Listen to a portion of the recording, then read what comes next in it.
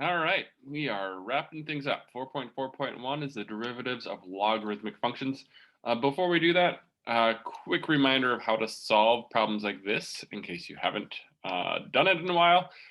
Maybe give that one a try, put the video on pause. I'll solve it in a minute. All right, hopefully it's pretty obvious that we'd add 7 to both sides first. So 2 to the x equals 28. Once you get to that point, there's two ways to solve it. We kind of talked about this last video, but I don't care which way you solve it, just make sure you can solve it. One of the ways is to take the natural log of both sides. I could take the natural log of 2 to the x, and that'll be equal to the natural log of 28. If you do that, then there's that property of logarithms where that x can come down. So then you'd have x times the natural log of 2 equals the natural log of 28. And then just divide by the natural log of 2. X equals the natural log of 28 divided by the natural log of 2, whatever that happens to be. The other way you could solve it is you could change it into logarithmic form. If I change that into logarithmic form, it would be log base 2 of 28 would be equal to x. Those two things are equivalent. If you put them in your calculator, they are both going to be right. So either way you do it, same answer. Okay. 4.4.1, derivatives of logarithmic functions. We're going to now learn how to take the derivative of the natural log of x. Natural log of x, again, as a reminder, is just a log base e, right? If I do log with a 5 here of x, that'd be log base 5 of x. If I just do log of x without putting anything there, that'd be base 10, otherwise known as a common log. And if you do natural log of x, that's the same exact thing as writing log base e of x, where e is that natural number, 2.71. On and on and on. It's irrational. Definitely don't get in the habit of writing natural log like this, log base e, because nobody does it. We always write natural log. All right, so if I wanted to find the derivative of that, and I don't know how, the first thing I would do is I would rewrite the equation like this. Now we're going to do this just like we did last time. We're going to find the derivative implicitly, just so we can figure out what the derivative is the first time around. Once we do it implicitly, we'll have a new derivative we can memorize.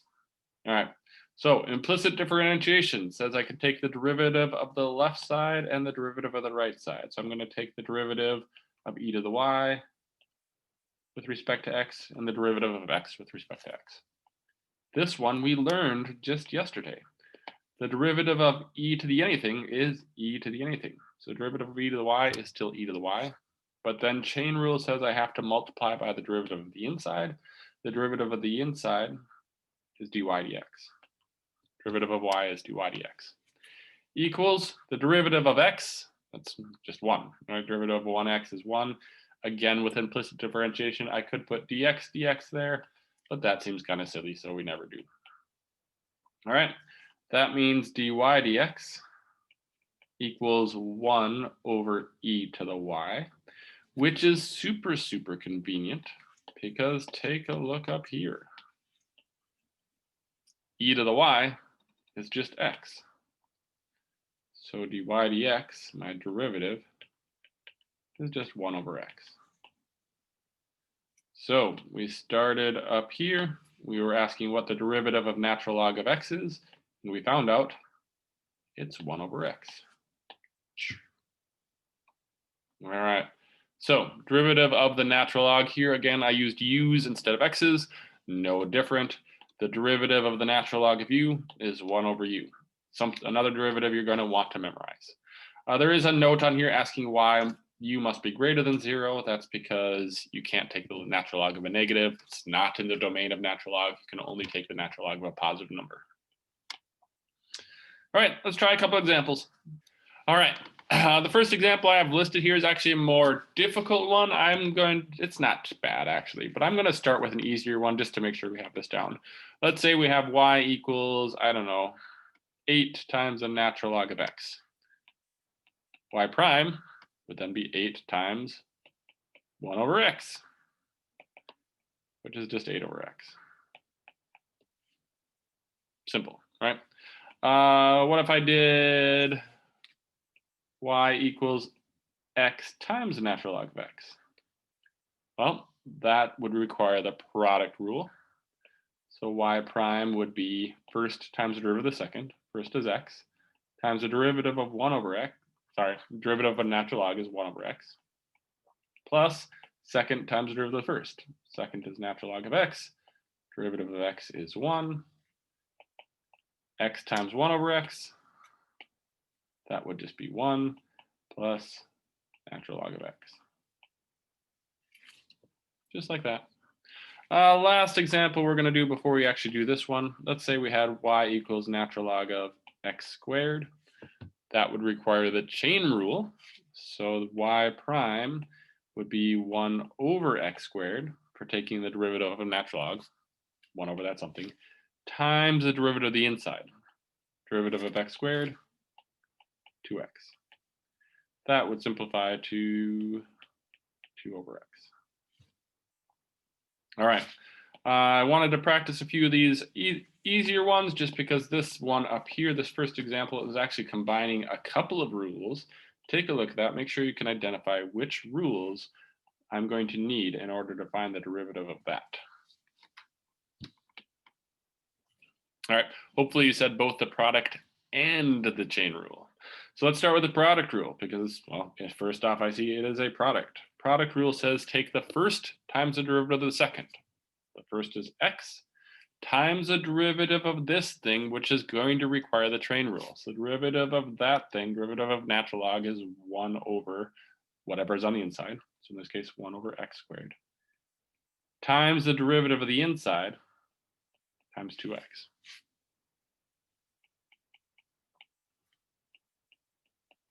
All right, plus, finish off the product rule. We just did first times the derivative of the second, plus second, natural log of x squared, times the derivative of the first. Derivative of x is 1. We could simplify this out a little bit. So y prime, that's going to simplify to be, it's going to simplify to be 2 plus the natural log of x squared. All right.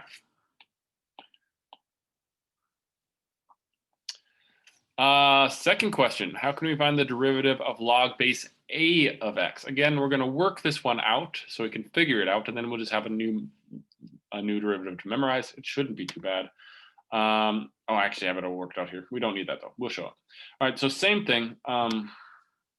If I was going to find the derivative of this, I would first have to rewrite it into a equation that I can find the derivative of. So I'll just show it here. So here's what we're trying to find the derivative of. That's a log form of the equation, and we don't know how to solve it, but we can change it into exponential form, right? If the log form of an equation looks like that, you can rewrite it like that in exponential form. And that's important because we do know how to take the derivative of an exponent. The derivative of a to the y is a to the y times natural log of a times the derivative of the inside, because of the chain rule, and the derivative of y is dy dx. Right? Derivative of x, that's just 1. Now I have this equation. I want to find the derivative of y, which is dy dx. So we get dy dx by itself. I get to that line. Okay. Then that line is super convenient because right here I have a to the y. And take a look up here. A to the y, that's just x. So we can rewrite it as an x. And then I finally get my derivative. If I want to take the derivative of log base a of x, where a is just some number, like 2 or 3 or 47, that derivative is 1 over x times the natural log of a. Very similar to the natural log, right? If this was natural log of x, it's just 1 over x. So I still got that 1 over x there. But then since it's not a natural log, it's a log base a, we throw in an extra natural log of a in the bottom. All right. So same thing. Here's a derivative you need to memorize. derivative of log base a of u is just 1 over u times the natural log of a. All right, this one again is starting to be a little bit more of a complicated one. It's not bad, but before we do that, let's just try a couple easy ones to make sure we have it down. Let's say I had y equals, I don't know, 2 times the log base 8 of x. Y prime, well, the 2 is there, so that's still there, times log base 8 of x. Well, log base a is just 1 over x, so that'd be 1 over x, times the natural log of 8. So then this would finally be 2 over x natural log of 8. Let's try another one. Let's say I had y equals log base 5 of x to the third. That's going to require the chain rule. So this y prime would be 1 over whatever that is, x to the third, times the natural log of 5, right? Because that's in 5 instead of just a base e. It's not a natural log. But then times the derivative of the inside, so times 3x squared. We could simplify that out. That'll be 3 on the top, that x squared and that x cubed can cancel a couple out. I end up with an x on the bottom, the natural log of 5. All right, let's try this one.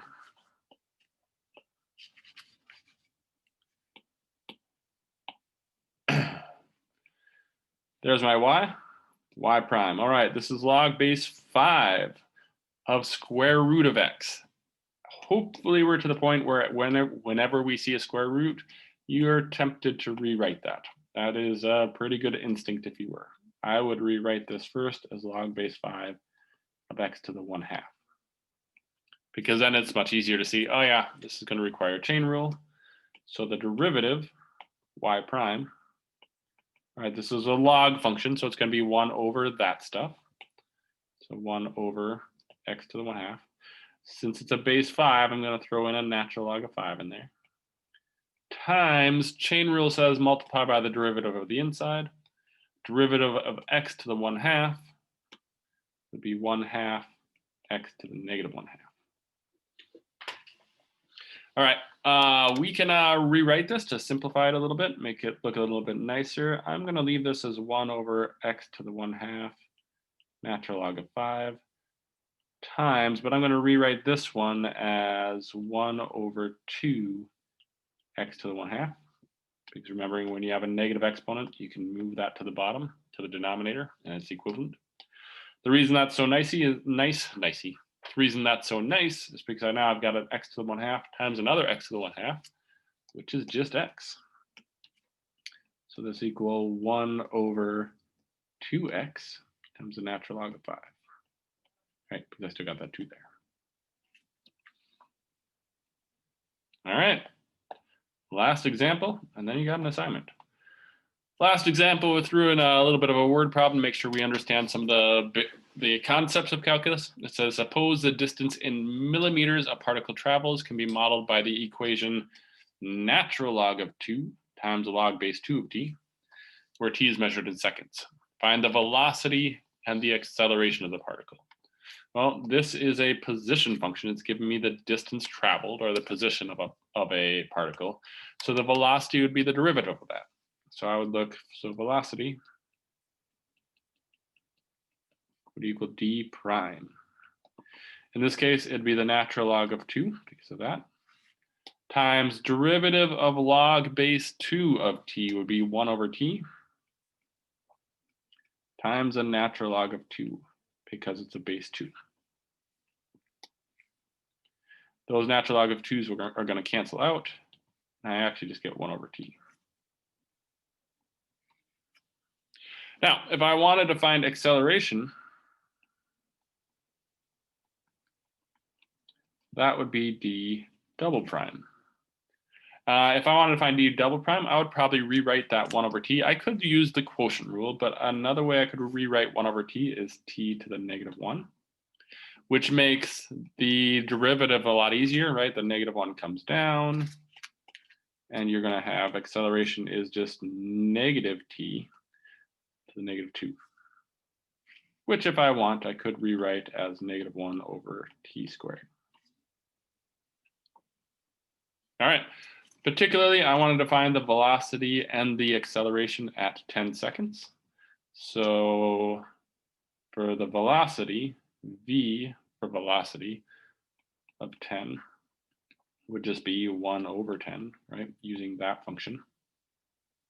It's got a unit. I was measuring in millimeters. Time was measured in seconds, I believe. So it's 1 over 10 millimeters per second.